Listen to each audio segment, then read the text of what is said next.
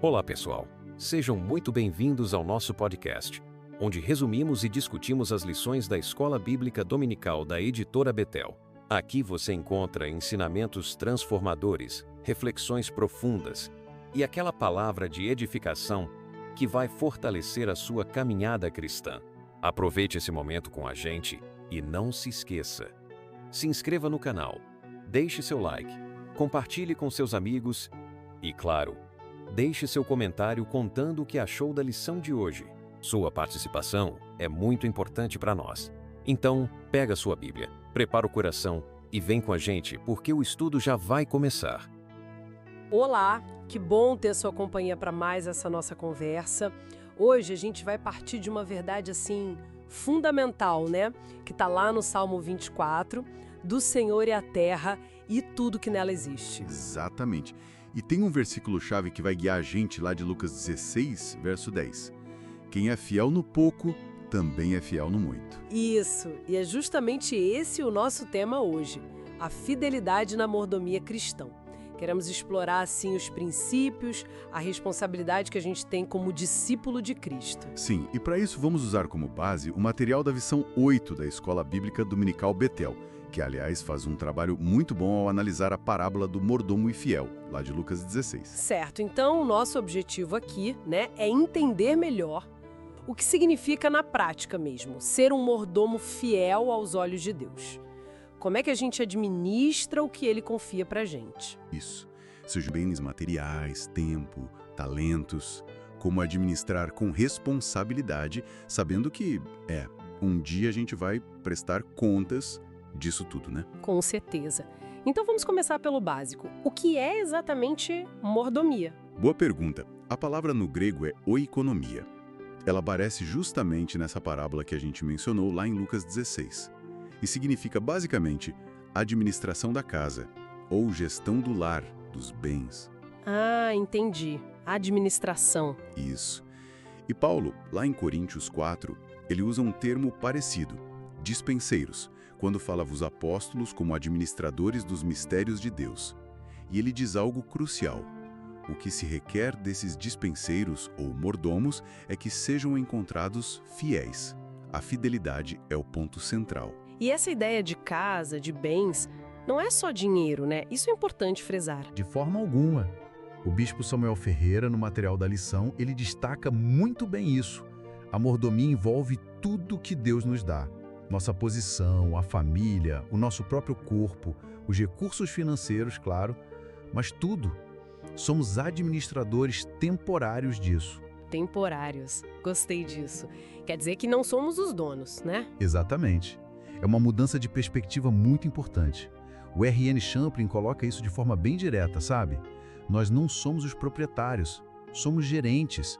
O que a gente tem é como se fosse um empréstimo de Deus. Empréstimo? Sim, um empréstimo divino, que pode ser requerido de volta a qualquer momento. E a maneira como a gente administra esse empréstimo revela se somos fiéis ou não. Entendi. E falando em infidelidade, a parábola de Lucas 16 é justamente sobre o mordomo infiel, certo? A história começa com ele sendo acusado de quê? De esbanjar, de dissipar os bens do seu senhor. E depois, para se garantir quando fosse demitido, ele age de forma, digamos, esperta, mas totalmente desonesta, fraudulenta. Ele reduziu as dívidas dos devedores do patrão para ganhar o favor deles depois, né? Ele é o exemplo claro do que não fazer. E aí que entra com toda a força aquele princípio de Lucas 16, verso 10 que a gente citou no início. Quem é fiel no pouco também é fiel no muito. Exatamente. A forma como a gente lida com as pequenas coisas, que Jesus chama ali de os bens materiais, isso indica nossa capacidade, o nosso caráter para lidar com responsabilidades maiores, as verdadeiras riquezas, que são as espirituais. Faz todo sentido. E Jesus ainda complementa no versículo 13, né? Aquele alerta fortíssimo. Ninguém pode servir a dois senhores. Não podeis servir a Deus e a Mamon. Mamon sendo as riquezas, o dinheiro personificado, digamos assim. É uma escolha clara. Não dá para ter o coração dividido. Ou servimos a Deus, colocando a fidelidade a Ele em primeiro lugar na administração de tudo, Ou vamos acabar servindo às riquezas, ao acúmulo pelo acúmulo, à ganância. E a Bíblia é bem clara em condenar essa desonestidade, essa busca pelo lucro fácil e injusto, né? Lembrei de Provérbios, eu acho que 21:10, que fala que a alma do ímpio deseja o mal, e isso inclui com certeza negócios fraudulentos. Sem dúvida. E por outro lado, a conduta fiel, a integridade na administração não só agrada a Deus, mas também traz um bom testemunho, né? Como Pedro fala na sua primeira carta, capítulo 2, para que vendo as nossas boas obras, glorifiquem a Deus. Então, a forma como eu lido com o dinheiro, com o meu tempo, com meus bens, isso revela quem eu sou de verdade. Exatamente. Tem uma citação muito boa na lição de Klein Snodgrass. Ele diz que o uso dos bens é um espelho da alma. Revela o nosso caráter, os nossos valores mais profundos. A mordomia fiel está diretamente ligada à integridade. Integridade, que é um atributo do próprio Deus, né? Deuteronômio 32:4 fala que Ele é a rocha, suas obras são perfeitas e todos os seus caminhos são justos. Deus fiel. Isso. Um Deus fiel sem injustiça. Justo e reto Ele é. Então, ser um mordomo fiel é refletir esse caráter de Deus na nossa administração. E não tem como escapar, né? Aquele momento da prestação de contas. Em Lucas 16:2, a ordem para o mordomo infiel é direta. Preste contas da sua administração. Isso vale para todos nós. É inevitável. Cedo ou tarde, todos nós teremos que prestar contas a Deus de como administramos o que Ele nos confiou. Não só o dinheiro, mas tudo. O tempo, os dons, as oportunidades. Mas felizmente a gente também tem bons exemplos na Bíblia, né? Para não ficar só no mordomo infiel. Com certeza. Um exemplo clássico é Eliezer, o servo de confiança de Abraão. Lá em Gênesis, a gente vê ele sendo chamado de mordomo da casa de Abraão. E depois, no capítulo 24, vemos a missão que Abraão confia a ele, buscar uma esposa para Isaque. Ah, sim, uma missão importantíssima. E como Eliezer age? Com extrema diligência, com oração, com fidelidade total aos interesses do seu senhor, Abraão. Ele conhecia o seu senhor, obedeceu e cumpriu a missão com sucesso. Ele é um ótimo modelo de mordomo fiel. Que contraste com o da parábola, né? Total. E o bispo Samuel Ferreira faz uma colocação forte sobre isso. A desonestidade, especialmente na área financeira, é um sinal claro de um coração que não está reto diante de Deus. Mostra onde está a lealdade da pessoa. Forte mesmo. Então, trazendo isso tudo para a nossa vida prática, para o nosso dia a dia, como a gente vive essa mordomia fiel? Bom, o ponto de partida, eu acho, é sempre lembrar daquela verdade do Salmo 24, que você mencionou no início, e que 1 Crônicas 29 também reforça. Tudo vem de Deus, tudo pertence a Ele. Riqueza, honra, força, poder, tudo está na mão dele. Certo. E Paulo também diz a Timóteo, né? Aquela frase impactante. Porque nada trouxemos para este mundo, e manifesto é que nada podemos levar dele. Isso coloca as coisas em perspectiva. Coloca totalmente. Se nada é nosso de verdade, e se não vamos levar nada daqui, então a nossa função é administrar bem enquanto estamos aqui. Isso nos leva a uma autoavaliação constante, né? Como assim? A gente precisa se perguntar: como eu estou cuidando daquilo que Deus me confiou hoje? Meu dinheiro, meu tempo, meus relacionamentos, minha saúde, os dons que Ele me deu.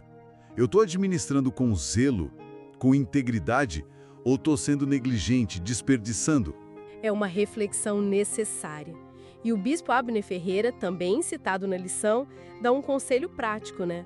Ele diz pra gente não amar as coisas do mundo, mas administrar bem o que Deus nos dá. Exato. Não é ter amor ao dinheiro ou às posses, mas ter responsabilidade com o que Deus nos permite ter e usar. E tem promessa para quem faz isso com alegria, com obediência. Provérbios 3, versos 9 e 10, fala para honrar ao Senhor com os nossos bens, com as primícias de toda a nossa renda. Uau! E o resultado? E se encherão os teus celeiros abundantemente, e transbordarão de vinho os teus lagares. É uma promessa de bênção, de provisão. Uma bênção que vem da fidelidade na administração. Veja bem, não é uma troca, mas uma consequência natural de alinhar a nossa vida com os princípios de Deus. Faz todo sentido. Então, se a gente fosse resumir a grande mensagem dessa nossa conversa, seria o quê? Eu diria que a mensagem central é: a mordomia cristã exige que a gente administre com fidelidade e responsabilidade tudo que Deus confia a nós. Não é só uma parte, não é só o dinheiro, é a vida inteira. Certo. Reconhecendo que Ele é o soberano, o verdadeiro dono de tudo e que nós somos seus administradores, responsáveis perante Ele. Perfeitamente colocado. E justamente por causa dessa responsabilidade toda e pela certeza de que vamos prestar contas, a gente precisa buscar nele a sabedoria, a capacidade, a força para fazer isso direito. Na palavra, em oração, com a ajuda do Espírito Santo, né? Exatamente. Para que o nosso alvo final em tudo seja sempre glorificar a Deus. Como Paulo diz, quer comamos, quer bebamos, ou façamos qualquer outra coisa, façamos tudo para a glória de Deus. E Pedro também fala, né? Se alguém serve, faça-o na força que Deus supre, para que em tudo Deus seja glorificado por meio de Jesus Cristo. Amém. Excelente. Bom, para a gente ir encerrando, fica aqui talvez um pensamento para nossa reflexão pessoal, algo para a gente continuar pensando depois. Manda lá. A gente falou bastante sobre a gestão de bens materiais, né? Dinheiro, propriedades. Mas como será que esse princípio da mordomia fiel se aplica de formas talvez menos óbvias aos nossos recursos que a gente não pode tocar? Recursos intangíveis, você diz. Isso. Tipo, o nosso tempo. Será que somos mordomos fiéis do nosso tempo? Ou da nossa influência sobre as outras pessoas? Até mesmo das informações que a gente recebe e compartilha? O que significaria ser um mordomo fiel dessas coisas que a gente não costuma associar diretamente à mordomia? Ótima pergunta. Abre um leque enorme para pensar, né? Como usamos nosso tempo livre, como usamos nossa voz, nossa posição para abençoar ou para derrubar, como lidamos com o conhecimento que temos. Realmente dá muito o que pensar sobre a abrangência dessa fidelidade que Deus espera de nós. Fica aí a reflexão, então. Muito obrigada pela conversa, foi muito esclarecedora. Eu que agradeço. É sempre bom a gente aprofundar nesses temas tão importantes para a nossa caminhada cristã. Chegamos ao final de mais um episódio. Espero que esse resumo tenha abençoado sua vida e te ajudado a compreender ainda mais a palavra de Deus. Antes de ir, quero reforçar o convite. Inscreva-se no canal, deixe seu like, compartilhe este conteúdo com quem você ama e não se esqueça de deixar um comentário contando o que você achou ou trazendo suas dúvidas e reflexões. Sua interação é fundamental para que essa mensagem alcance mais pessoas. Que Deus te abençoe grandemente e nos encontramos no próximo episódio. Até lá!